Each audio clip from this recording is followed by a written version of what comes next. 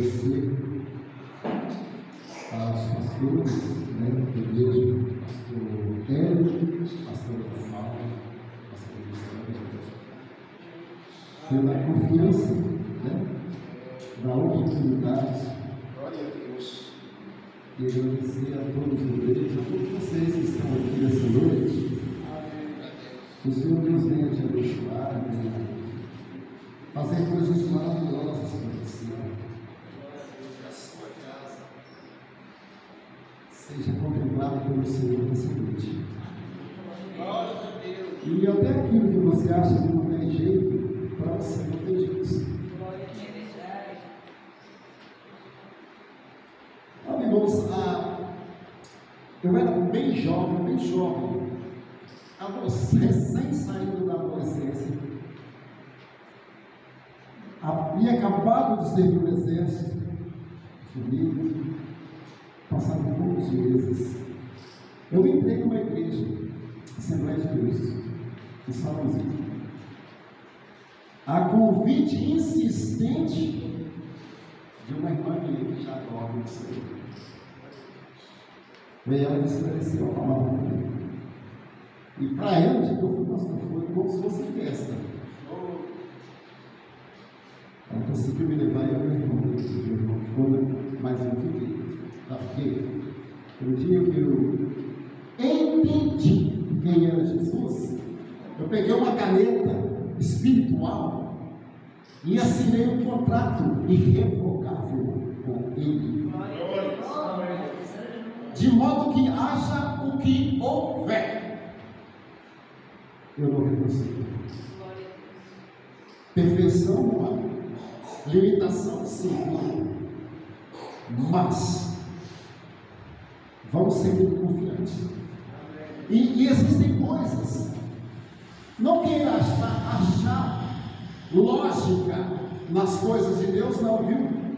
Se alguma coisa acontece e você não entende, vai sem entender, porque nós não vamos entender tudo. Quem é que conhece a mente do Senhor, ou quem foi seu conselheiro? Quem vai entender? Então entenda uma coisa: o Deus que te contempla, o Deus que te salvou, o Deus que te conhece, Ele pode tudo. Mas nada, Ele pode tudo. E aí, irmão, eu entrei nessa igreja, no primeiro culto, eu não sei de Jesus. Eu já sabia da responsabilidade que é você decidir pelo Senhor. E aí o pastor insistentemente respondeu: colega Paulo, no próximo culto eu já fui com o propósito de entregar minha vida a Jesus. E a partir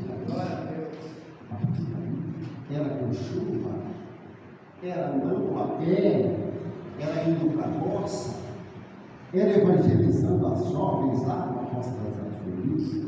Elas até me falaram assim, hoje, acho que todas estão na igreja. Acredito que tem uma que morou aqui, eu moro aqui. Eram 3 moças numa casa, eu fui ganhar elas para Jesus, e não para mim. 3 jovens, viu, pastor?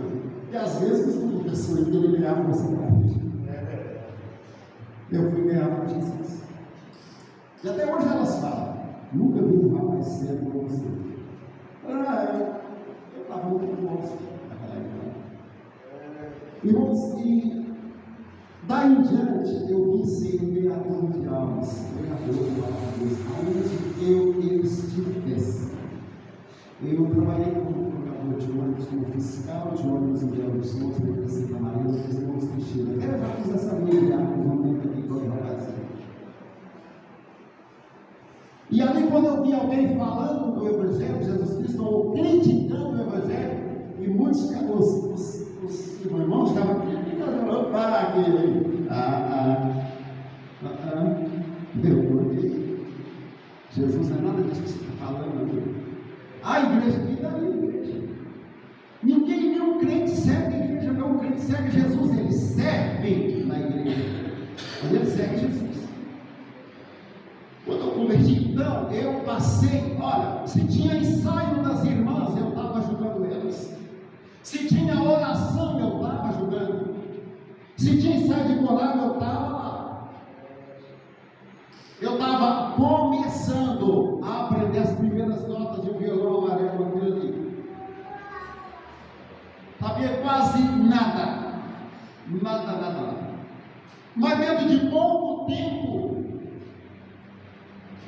eu comecei a tocar com eles, né? Seu Rodrigo era criancinho. E eu passei a ser o melhor músico da igreja. Isso era uma honra. Passei a assumir. Mas sabe o que é? Não tinha tempo que me fazia perder. Não tinha nada que me barrava. E eu falei uma coisa comigo. Parece que Deus me deu me iluminou de uma forma que eu falei assim, ainda que eu veja o pastor sair da igreja, mas eu não vou sair. Ainda que eu não seja desejado, eu quero estar aqui. Eu vou servir o Senhor. Não tem ninguém, não tem nada que me tira da presença do Senhor. Aliás, nós somos muito falhos, mas faça isso. Fala assim, nada me tira da presença do Senhor. Nada me tira de perto de Jesus. Falei, então. A pessoa chega e começa a falar mal de um, fala mal de outro. Não é isso, fala mal de Jesus. Não, né? Aí você. Eu estou na igreja por causa dele. Eu canto por causa dele. E se precisar lá na praça, já fui na praça comigo várias vezes, se precisar na praça, eu vou lá, por causa de Jesus. Mas olha aqui, teve uma igreja que João, o discípulo amado do Senhor, escreveu algumas cartas na revelação. O Apocalipse ele é escrito na revelação.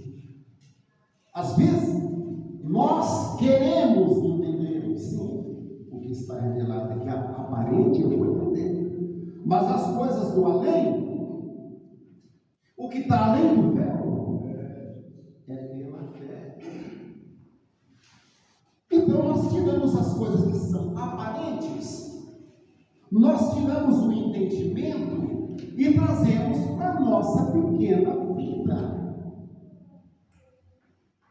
Não quer dizer que vamos acertar sempre. O mundo muda. Os pareceres, os pensamentos, as mentalidades de pregadores, dos ministérios, mudam com o tempo. Deixa eu te contar, a palavra é a mesma. O Evangelho não muda. Aqui.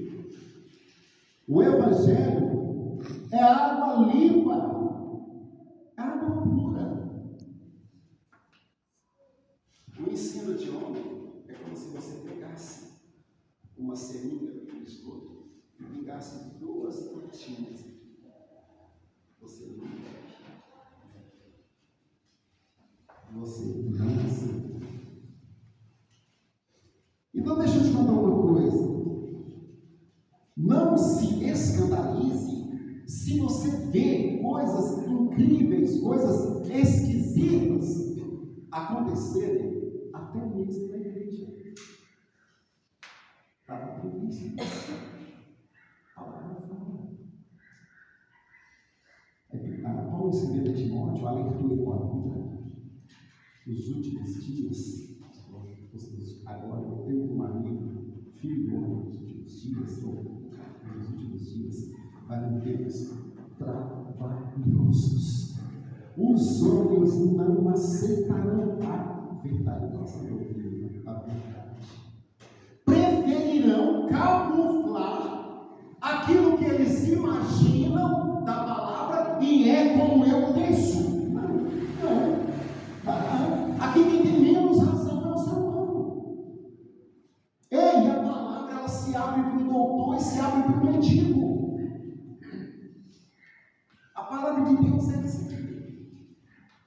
se abre de uma forma igual.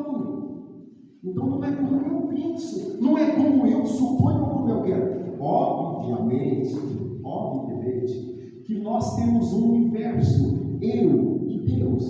O pastor, em certas oportunidades, em certas ocasiões, você não vai poder falar comigo.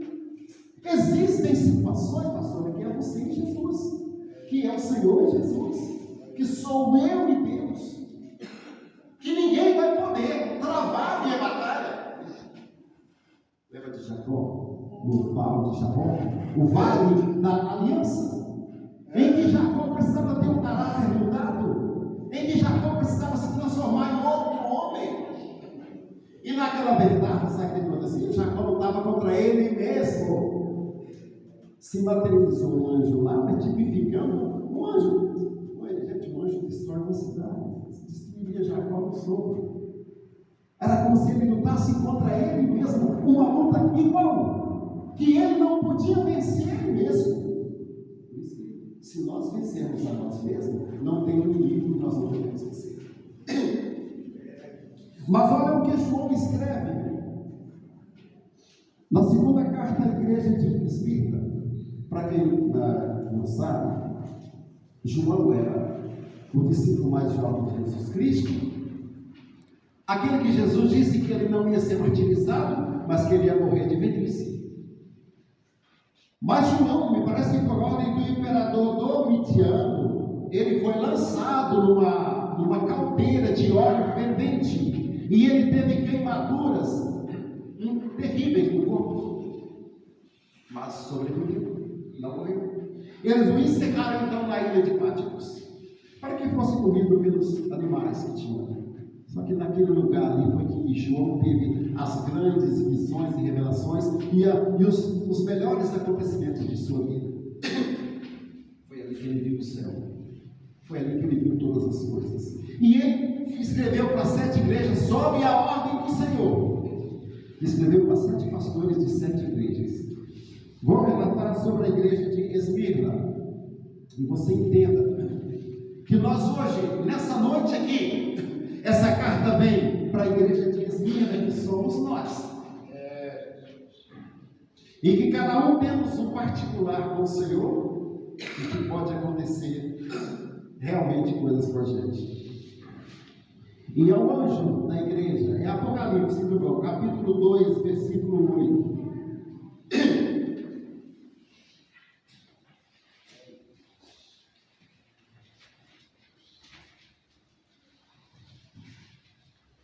E ao anjo da igreja que está em Esmirna, escreve: isso diz o primeiro e o último, que foi morto e reviveu.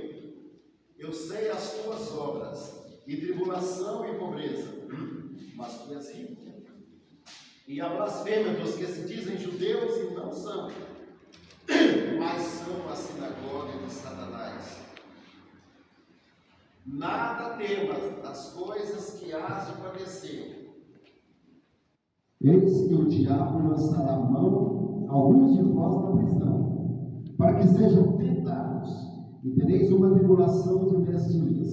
Ser fiel até a morte, e dar-te-ei a coroa da vida. E como ele sempre terminava escrevendo as cartas das igrejas, ele disse: quem tem ouvidos, ouça o que o Espírito diz na igreja. O que vencer não receberá o dano da segunda morte.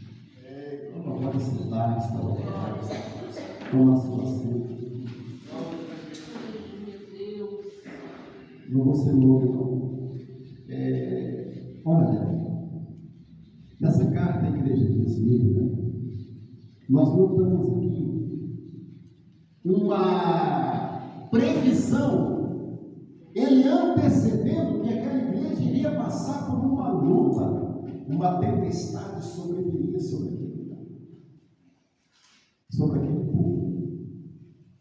Ó, essas coisas diz o primeiro e o último, o que foi morto e reviveu. Sabe, muitas pessoas ainda não sabem o mistério da fé, o segredo. o nome de Jesus Cristo. Sabe que tem muitas pessoas leigas ainda nesse assunto. A verdade é que Jesus é princípio e fim. E esse que está mandando escrever aqui, não se trata do Pai Celestial que está sentado no trono, mas se trata do Filho. Se trata do nosso Senhor Jesus Cristo. Existem confusões de determinadas denominações quando se diz respeito à Trindade Santa, Pai, Filho e Espírito Santo. Negar isso é negar o próprio Cristo. Na minha concepção, na minha explicação, Trindade é um só, mas que eles se separam para desenvolver tarefas.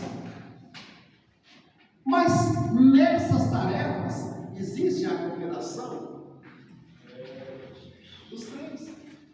Eles são três? Sim. Eles são um? Sim. Como é que você me explica? Não sei. Vai sem entender. Mas deixa eu te contar. Coube ao Pai. No princípio criou Deus os céus e a terra. Terra sem forma e vazia. Quer dizer, coube ao Pai a criação. O mundo se corrompeu. O ser humano se corrompeu, então foi sequestrado por Satanás e pelo pecado. E aí vem o Filho e resgata essa humanidade. Todo que crê nele. Quer dizer, pagou o resgate na cruz do Calvário, então resgatou. Mas o Pai estava com ele, o Espírito Santo estava com ele. O Espírito Santo desce e bate. Esse é o meu filho amado, em que a minha alma se compraz. E agora Jesus indo, por onde ele saiu, ele fala: eu vou para o Pai, mas eu rogarei o Pai, e ele vos enviará o Consolador, o Espírito da verdade, que o mundo não conhece, mas vós o conhecereis. O Espírito Santo que rege a gente hoje, mas Jesus e Deus estão aqui junto. É isso aí. Então, como a conservação, a consolação, a permanência, cabe a tarefa do Espírito Santo, com a cooperação do Pai e do Filho. Então, os três recebem honrarias nessas tarefas desenvolvidas e desempenhadas, porém, a Trindade está sempre junto. Aí ele pega o primeiro, eu sou o primeiro e sou o último, o que foi morto e reviveu. Escreve, não temas. O que vai acontecer? Ele mandou essa carta para a igreja de Esmirna. Eu sei das tuas obras e da sua aflição. Tribulação ou aflição são momentos de dificuldades, um tempo muito ruim que a gente passa. E isso torna a gente frágeis, carecentes de Deus. Muitos desanimam e não entendem a tribulação. E nem essas dificuldades. Mas aqui, conhece as nossas obras, conhece as nossas tribulações. Ou seja, deixa eu te contar, até um copo de água que você dá a alguém em nome de Deus, Deus está imputando coisas boas para você por causa disso. Cada culto que você esforça, que não era para você, não dá para mim hoje, mas enfim, alguma coisa está me chamando, eu preciso. Eu não posso faltar, eu preciso estar na igreja, eu preciso orar, eu preciso de Deus. Cada culto que você assiste, o Senhor está obrando, está vendo você. Glória a Deus. Sabe que tem pessoas que se mostram pequeno, se mostra simples e se mostra pobre, mas ele é rico. mas Ele é grande. Ele é valoroso. Ou valoroso. Quando você um testemunho que uma determinada pessoa viu numa esfera espiritual, essa pessoa viu o tribunal de Cristo. Quando nós nos despedimos, segundo o arrebatamento, nós vamos para o tribunal de Cristo. E essa pessoa diz essa pessoa que era como se fosse uma coisa muito grande, mas que aquilo acontecia numa rapidez fenomenal. E foi saindo gente, entrando gente, sendo galardoado, sendo envergonhado, sendo galardoado. E chegou uma pessoa, ele olhou e falou assim, foi olhando assim, não foi ficando mais ninguém. Ele falou assim, eu preguei muito o Evangelho, eu fiz muitas coisas, eu fui usado demais por Deus. Então ele contemplou duas coroas, uma cheia de pedra que ela até dormia as vistas, tão linda que ela era. Imagina você ver uma coroa cravejada de rubi, de diamante, de esmeralda, de tudo que é pedra linda, de todas as cores, num valor incalculável, que era aquela honra. E eu assim, eu era muito usado. E eu pensava ele uma senhorinha.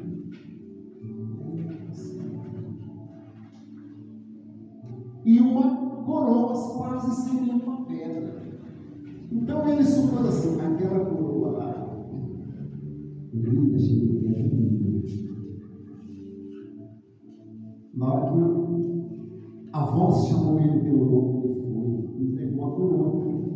Mas aquela lá não, aquela lá assim. Essa é a sua coroa. O que você plantou.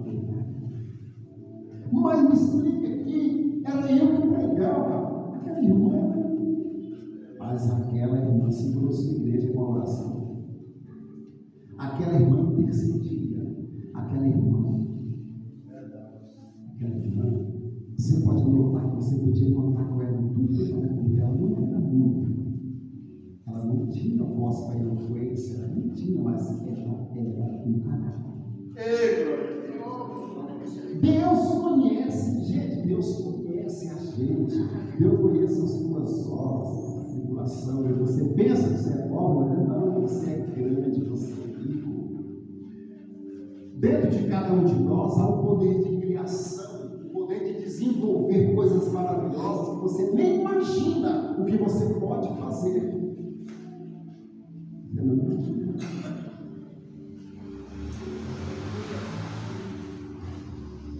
Sei que você é perseguido pela blasfêmia daqueles que se dizem judeus e não são. Sei que você é perseguido pelos falsos irmãos que dizem te amar, dizem concordar com você na sua presença, mas nas suas costas falam mal de você. De pessoas que você até confia, mas essas pessoas não querem o seu bem. Essas pessoas tramam contra você de uma forma ou de outra. Glória a Deus. Olha, Pedro, nós vimos para cá. Confia nas pessoas, senão confia sim, confia em Deus. Porque a falsidade, ela está em todo lugar. A incompreensão, ela está em todos os segmentos. Pessoas que não te compreendem, não querem receber você da forma que você é, sem entender uma coisa, que foi Deus que fez você exatamente como você é. E que se alguém não aceita, problema dele com Deus, porque você é escolhido por Deus. Deus selou você no ventre de sua mãe. Não, você não estava aqui não. Ah, mas eu sou tão fraco, eu às vezes erro, quem não é? E quem é forte?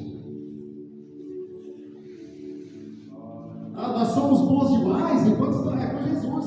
É Ele que é bom por nós. Quem defende a gente é Ele. Advogado maravilhoso. Mas se depender de mim, da minha justiça, das minhas ações, estou perdido. Só entenda uma coisa. Eles falam que são judeus, mas não são não. São sinagogas, olha, tome muito cuidado. Muito cuidado. Eu falo sempre uma coisa: a mercadoria mais preciosa é o nome de Jesus Cristo, mas é a mercadoria mais falsificada por muitos. A pessoa ensina ele da forma que quer. Põe o Evangelho uma água totalmente suja e contaminada, sendo que o Evangelho é uma água limpa, cristalina, pura, para dar vida, para limpar, para te colocar pronto para o Senhor. E são pessoas que muitas das vezes dão glórias a Deus. Muitas das vezes. Aquele que diz que ama Deus e não ama seu irmão, ele não conheceu o mistério do amor. Mas nada temos, viu? Das coisas que há de acontecer. Está vendo? É uma previsão. Ele estava mostrando, isso vai acontecer na tua vida. E aliás, essas previsões aqui, Jesus já nos advertiu os discípulos. E aquela palavra fica para nós, no mundo tereis aflições. Mas tem de boa. Então, para aquele que quer se levantar em prol do Senhor, em prol do Evangelho, em prol da igreja, para fazer algo, para representar o Senhor Deus aqui na terra, ele vai passar por essas situações, vai ser incompreendido, vai ser julgado. Deixa eu falar. Tempo atrás eu recebi algumas revelações. Tá ainda? Existem revelações verdadeiras. Quando fala revelação, está falando de algo que Deus está mostrando para alguém, algo oculto, escondido, mas que Deus está mostrando para alguém chegar e falar para outro alguém que é o sujeito dessas revelações. Ó, Deus está me mostrando que vai acontecer. Isso pode ter sim. O nosso meio, eu tenho profeta do Senhor, sim. Já falaram para mim, já falaram revelações que cumpriram e revelações que até hoje não cumpriram. Mas a pessoa falou para mim, você prepara, você vai ser julgado, você vai ser incompreendido, tudo pelo seu jeito de ser. Mas não te falar uma coisa, Deus vai te usar de uma forma, essa palavra eu escutei, pelo menos por 4 ou 5 pessoas de lugares diferentes. E numa certa feita, no ano de 1994, eu estava com meu menino, meu filho, que hoje já é casado também, e eu estava com ele no colo. Estava lá na porta da igreja. Nem estava membro dessa igreja ainda. Aí chega um pastor, pregador da noite, que recém-chegado de Portugal, passou por Paraná e foi para Formiga pregar lá. E ele me aponta numa igreja lotada. Ele aponta que eu vou lá de terno preto, você. Me chamou lá na frente. Eu bem medo, estava lá, eu ia ficar lá. Esse irmão aqui, ele apontou para esse irmão, Deus vai usar ele de uma forma diferente. O ministério dele é diferente. Quase ninguém vai entender isso. Quase ninguém vai entender ele. Vai ser massacrado, vai ser julgado. Mas tem uma coisa: o que Deus tem para fazer com ele, Deus vai fazer. E o que Deus deu para ele, ninguém tira. Que honra! Que honra, né? Então, existe realmente um profeta que ele te fala a revelação certa. Ei, mas Ezequiel fala, né? Capítulo 13, falar que eu falei uma coisa, eu não falei. Então, contentemos em mostrar somente o que Deus fala. Não vamos inventar, não. E muitos inventam. Muitos, na emoção, para sair bem com o Senhor, para sair bem com a igreja, para fazer um determinado nome, eles saem entregando revelações aqui e ali. Então tomemos cuidado, porque não é bem dessa forma. Ei, revelação é uma coisa muito grande. Vocês estão entendendo? É um dom do Espírito Santo, mas é uma coisa muito grande. Então aqui ele está avisando: olha, vocês vão passar por uma tribulação.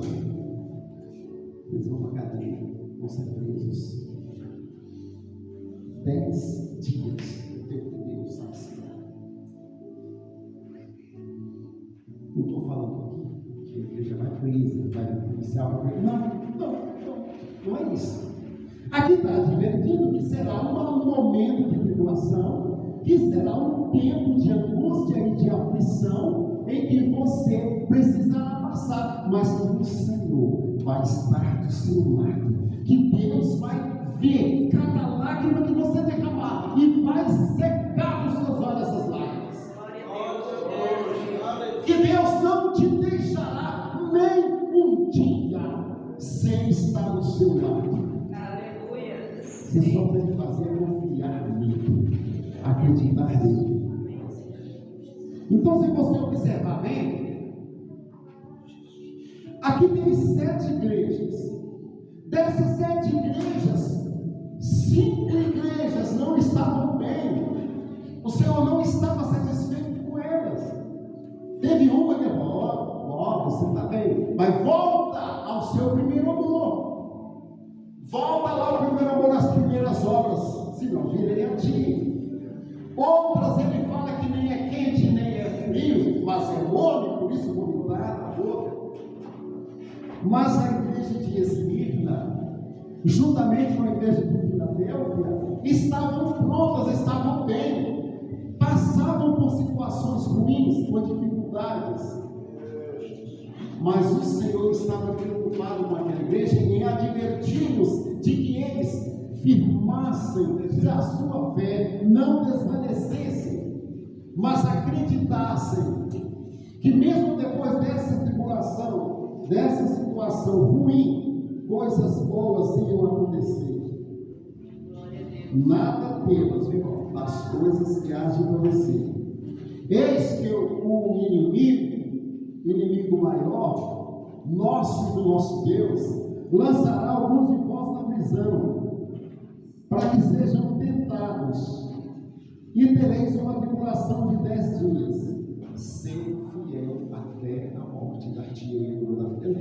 Houve uma época para a igreja, em que a igreja era caçada como animais. Quem estudou teologia vai entender.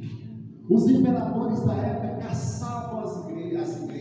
Os religiosos da época que não conheciam Jesus caçavam os irmãos da igreja. Lançavam na arena dos leões. O Coliseu romano ali, o imperador Nero, o imperador Domitiano, Diocleciano e outros imperadores promoviam festas às custas da vida de nossos irmãos.